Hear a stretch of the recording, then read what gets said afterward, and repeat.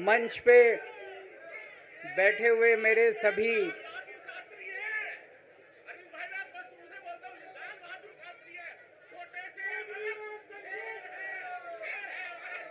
शुक्रिया। मंच पे बैठे हुए मेरे आम आदमी पार्टी के सभी साथीगण, नेतागण, आज यहाँ पे इतनी बड़ी संख्या में आए हुए सभी भाइयों बहनों और जो टीवी के माध्यम से इस वक्त देश भर में लोग देख रहे हैं, उन सभी भाइयों बहनों, माताओं, बुजुर्गों, बच्चों, आप सब लोगों को मेरा नमस्कार, सबको मेरा प्रणाम। I love you too. सबसे पहले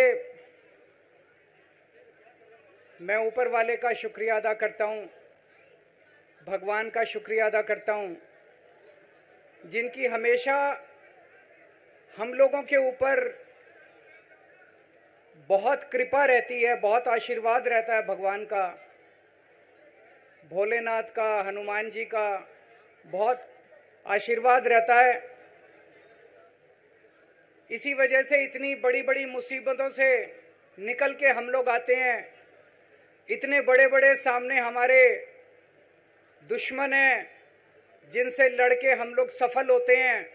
एक छोटी सी पार्टी जिसने इस देश की राजनीति बदल के रख दी।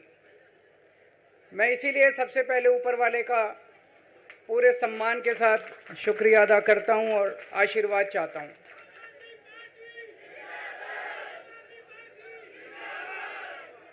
मैं उन लाखों लाखों लोगों का शुक्रिया अदा करता हूं जिन्होंने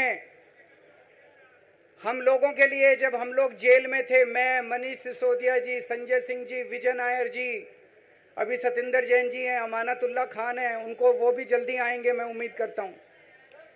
जिन जिन लोगों ने हमारे लिए दुआएं की, मन्नतें मांगी, मंदिर मस्जिद गिरजे गुरुद्वारे गए, उन सब लोगों का मैं तहे दिल से शुक्रिया अदा करता हूं।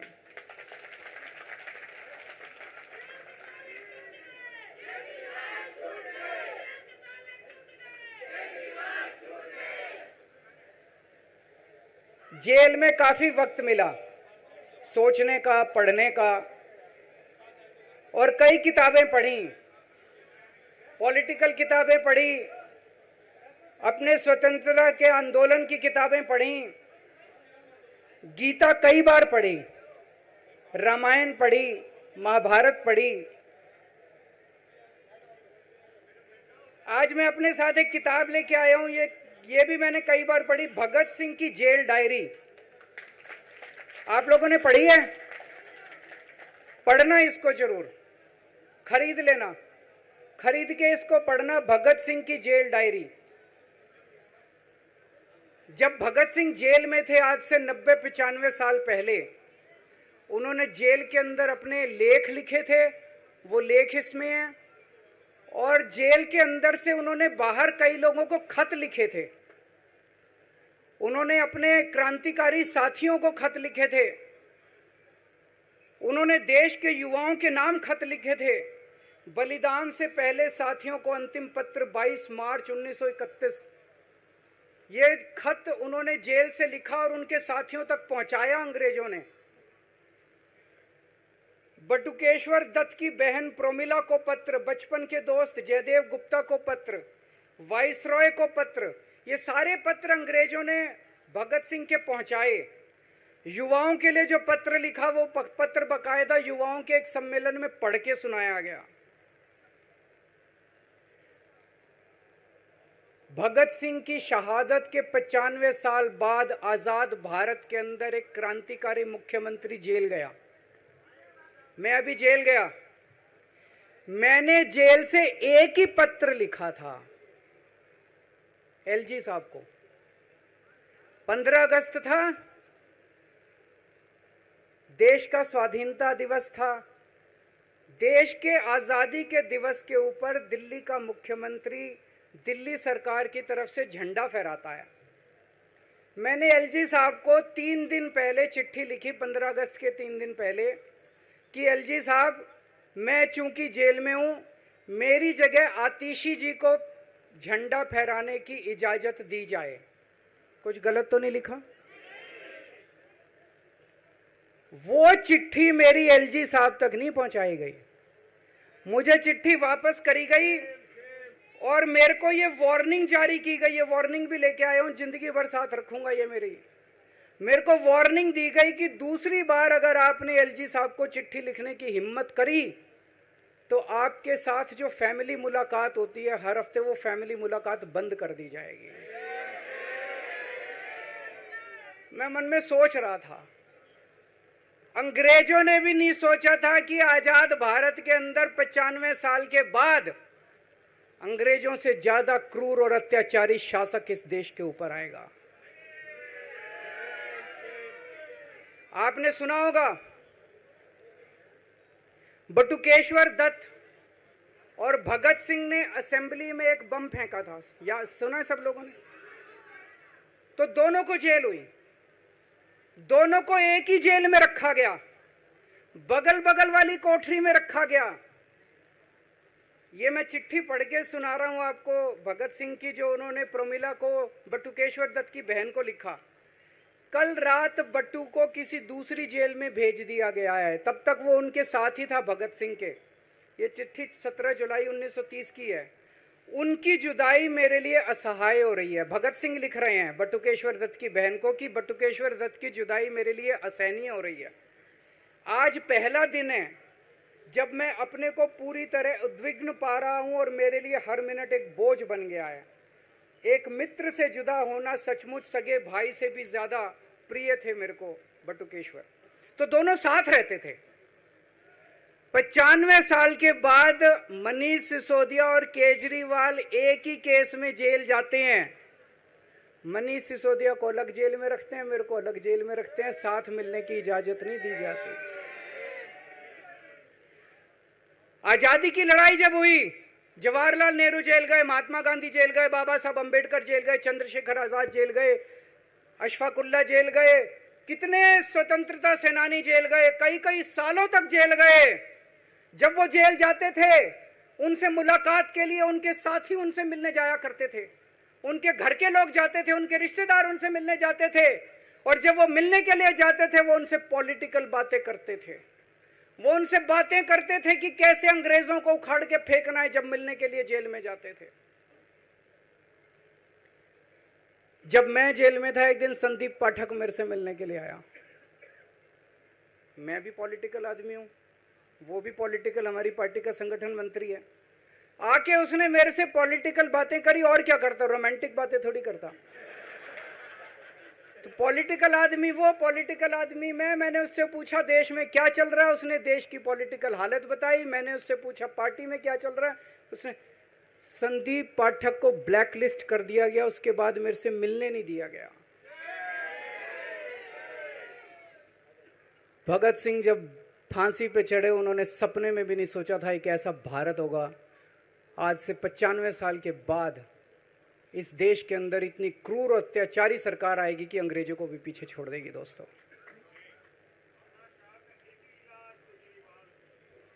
मुझे जेल क्यों भेजा इन लोगों ने? ऐसा नहीं कि केजरीवाल ने कोई भ्रष्टाचार किया, वो इनको भी पता है, मेरे को भी पता है, आपको भी पता है। इन्होंने जेल क्यों भेजा मेरे को? इनका मकसद था आम आदमी पार्टी को तोड़ना। इनका मकसद था केजरीवाल के हौसले को तोड़ना, केजरीवाल की हिम्मत को तोड़ना।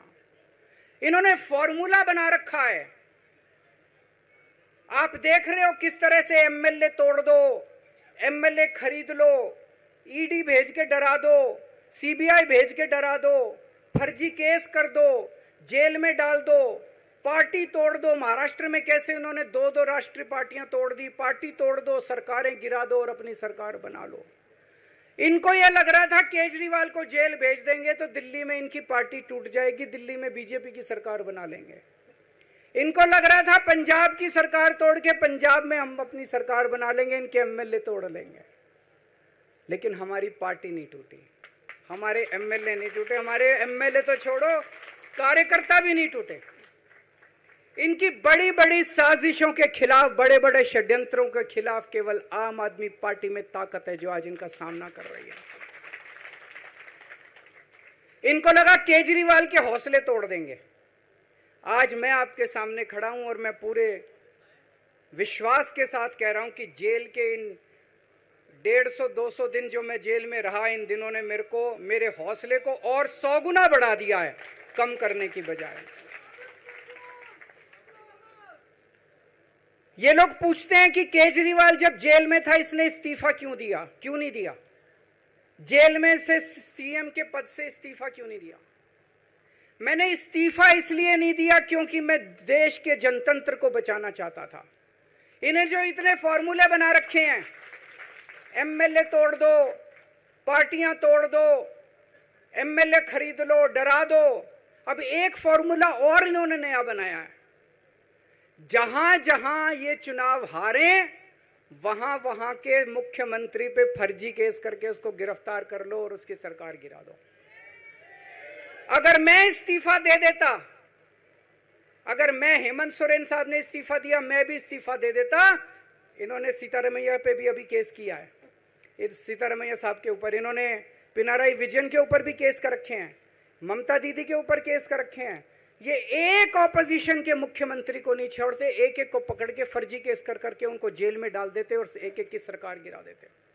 मैं जेल में गया, अभी 10 दिन पहले सुप्रीम कोर्ट की एक बेंच ने पूछा सरकार से कि जेल के अंदर से सरकार क्यों नहीं चल सकती। बड़ा आप लोगों ने अखबार में, सुप्रीम कोर्ट ने पूछा है केंद्र सरकार से कि जेल के अंदर से सरकार क्यों नहीं चल सकती, तो जेल के अंदर से सरकार साबित कर दिया हमने। अब मैं देश के सारे नॉन बीजेपी मुख्यमंत्रियों से हाथ जोड़ के विनती करना चाहता हूं, अब अगर प्रधानमंत्री जी हिम्मत करें आप पे फर्जी केस करके आपको जेल में डालें, इस्तीफा मत देना, किसी हालत में इस्तीफा मत देना, जेल से सरकार चलाना हम सबको मिलकर। ऐसा नहीं कि हम पद के लालची हैं, ऐसा नहीं कि मुख्यमंत्री पद हमारे लिए महत्वपूर्ण है, इसलिए क्योंकि हमारे लिए हमारा संविधान जरूरी है, हमारा देश जरूरी है, जनतंत्र जरूरी है, जनतंत्र को बचाना जरूरी है। इतने भारी बहुमत से जीती हुई सरकार, एक बार 70 में से 67 सीट आई, एक बार 70 में से 62 सीट आई, और आप पकड़ के जेल में डाल दोगे और कहोगे इस्तीफा दे। मैं सारे मुख्यमंत्रियों से आज हाथ जोड़ के विनती करना चाहता हूं, इनका ये नया फॉर्मूला भी आम आदमी पार्टी ने फेल कर दिया है, जो इन्होंने नया फॉर्मूला बनाया।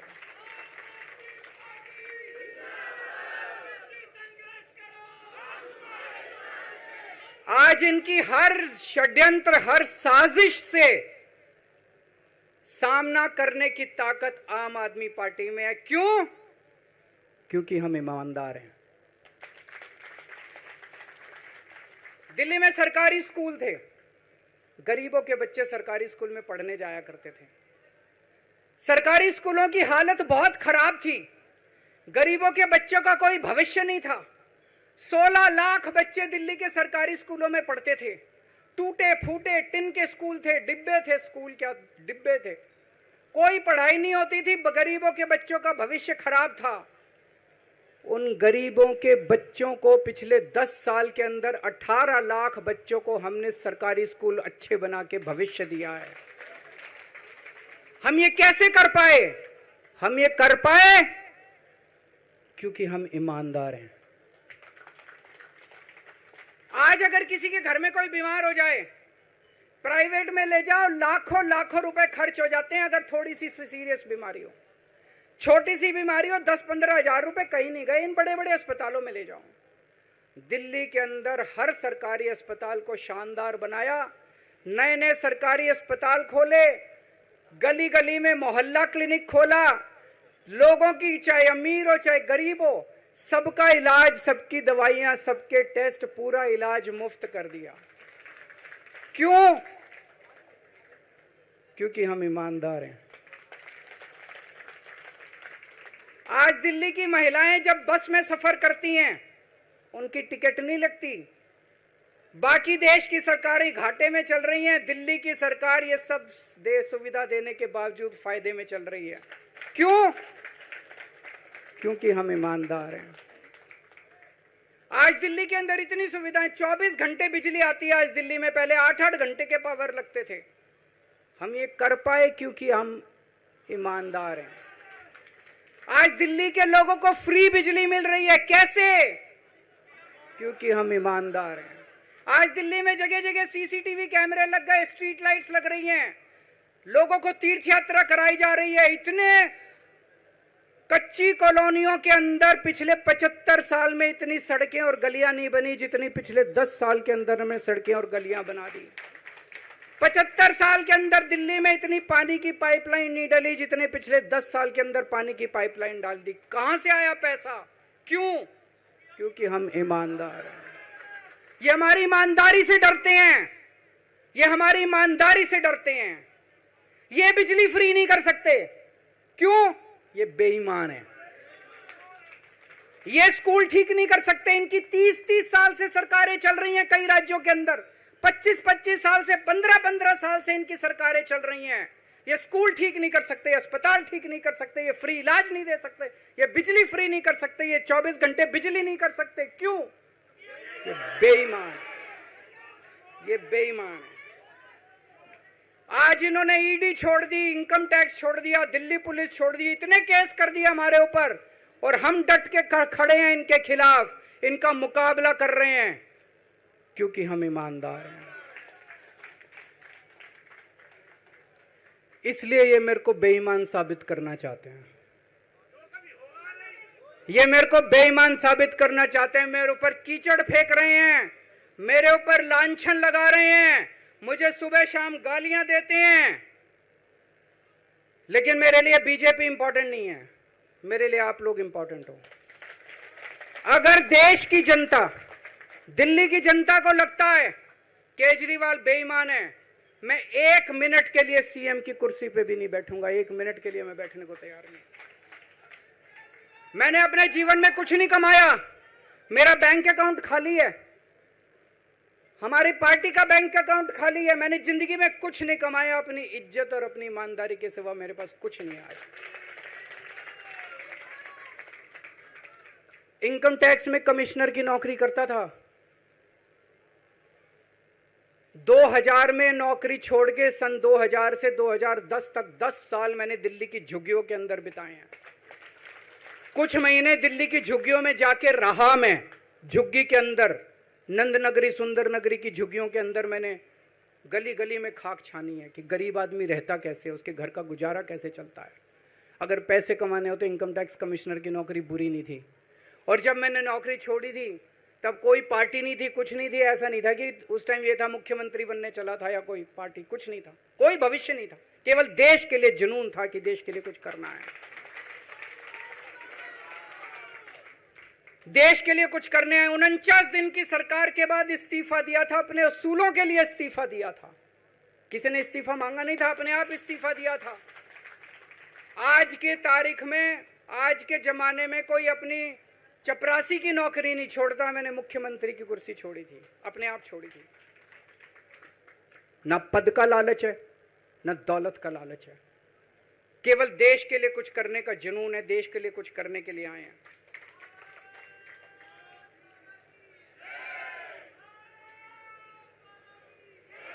इन्होंने मेरे ऊपर आरोप लगाए, मनीष जी के ऊपर आरोप लगाए हैं।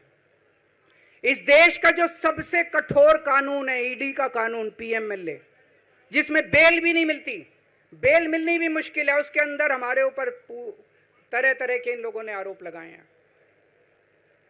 कोर्ट से हमको बेल मिल गई, उसके बावजूद आज की तारीख में, आज जो स्थिति है, इससे फालतू कोर्ट और कुछ नहीं कर सकता था जितना कोर्ट ने कर दिया हमारे पक्ष में। हम कोर्ट के बहुत शुक्रगुजार हैं। कोर्ट ने हमें बेल दे दी, अभी बेल तक ही दे सकता था। अब ये केस चलेगा। मैंने वकीलों से पूछा, मैंने कहा मेरा दिल कहता है कि जब तक ये मैं कोर्ट से बरी होके ना आ जाऊं तब तक मैं सीएम की कुर्सी पे नहीं बैठूंगा। उन्होंने कहा जी ये 10 साल चलेगा केस, कोई कह रहा है 15 साल चलेगा केस, कोई कह रहा है 20 साल चलेगा केस। तो केस ये अभी लंबा चलेगा। आज कोर्ट जितना कर सकता था, कोर्ट ने हमारे पक्ष में निर्णय लिया है, हमें बेल दे दी। उन्होंने ऐसे कानून में जिसमें बेल मिलनी नामुमकिन होती है, उन्होंने बेल दे दी। आज मैं आपकी अदालत में आया हूं, जनता की अदालत में आया हूं, आपसे पूछने के लिए आया हूं, क्या आप केजरीवाल को ईमानदार मानते हो कि गुनहगार मानते हो?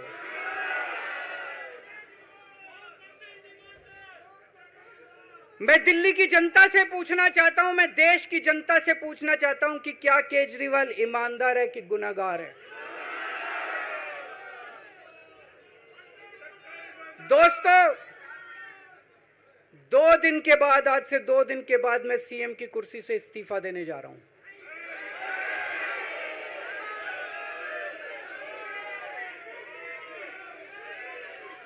और मैं तब तक सीएम की कुर्सी पे नहीं बैठूंगा जब तक जनता अपना फैसला ना सुना दे। मैं जनता के बीच में जाऊंगा, गली गली में जाऊंगा, घर घर में जाऊंगा, और जब तक जनता अपना फैसला ना सुना दे कि केजरीवाल ईमानदार है, तब तक मैं सीएम की कुर्सी के ऊपर नहीं बैठूंगा।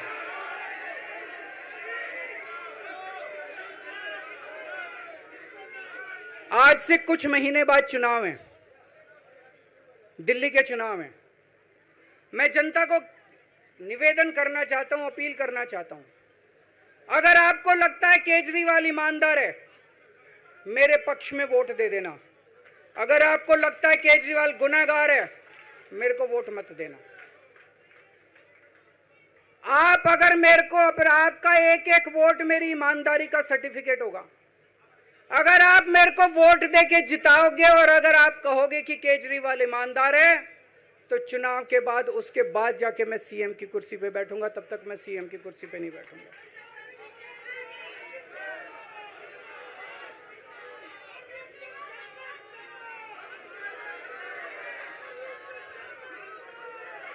आपको लग रहा होगा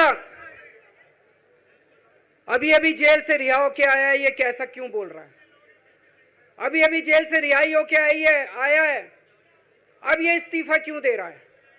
इन्होंने मेरे ऊपर आरोप लगाया है, इन्होंने आरोप लगाया है कि केजरीवाल चोर है, इन्होंने आरोप लगाया है केजरीवाल भ्रष्टाचारी है, इन्होंने आरोप लगाया है केजरीवाल ने भारत माता के साथ धोखा किया है। ये करने के लिए नहीं आया था मैं, सत्ता से पैसा और पैसे से सत्ता, इस खेल के खेलने के लिए मैं नहीं आया था। मैं देश के लिए कुछ करने के लिए आया था। जब 14 साल के बाद भगवान राम वनवास से लौटे, सीता मैया को अग्नि परीक्षा देनी पड़ी थी। आज मैं जेल से आया हूं, मैं अपनी अग्नि परीक्षा देने के लिए तैयार हूं।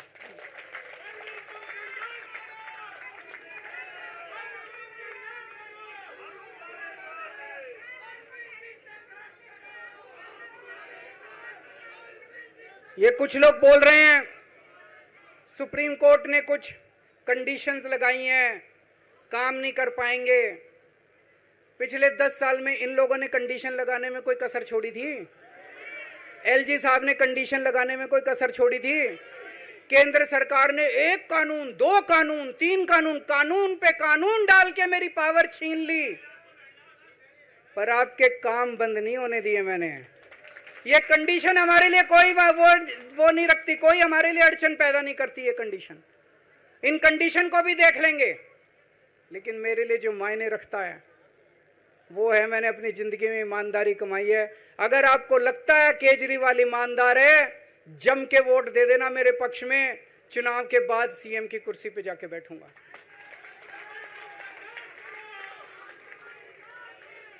फरवरी में चुनाव है।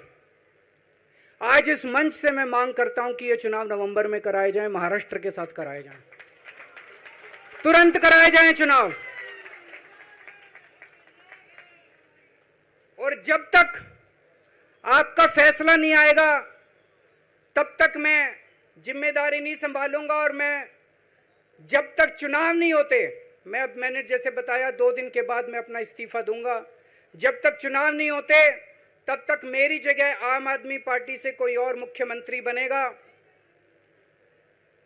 अगले 2-3 दिन के अंदर विधायक दल की मीटिंग होगी और विधायक दल की मीटिंग में अगले मुख्यमंत्री के नाम का तय किया जाएगा।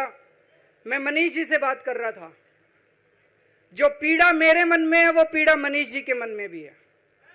इनके लिए भी वही सब कहा गया जो मेरे लिए कहा गया है। मनीष जी का भी कहना है कि ये दिल्ली के उप मुख्यमंत्री और शिक्षा मंत्री और मंत्री का पद तभी संभालेंगे जब दिल्ली की जनता कहेगी कि मनीष सिसोदिया ईमानदार है। तो मैं और मनीष सिसोदिया, हम दोनों का फैसला आपके हाथ में है, जनता के हाथ में है। हम दोनों जनता की अदालत में जा रहे हैं, गली गली जाएंगे, जनता के बीच में जाएंगे और उनसे पूछेंगे, अगर जनता कहेगी ईमानदार है तो हम आके इसकी कुर्सी पे बैठेंगे। 2020 में आया था मैं, 2020 में मैंने कहा था, मैंने अगर काम किया हो तो मेरे को वोट देना और काम नहीं किया हो तो वोट मत देना। कहा था कि नहीं कहा था? आज मैं आपके बीच में आया हूं, मैं कह रहा हूं, अगर मैं ईमानदार हूं तो वोट देना, अगर मैं बेईमान हूं तो वोट मत देना, बिल्कुल मत देना। भारत माता की, भारत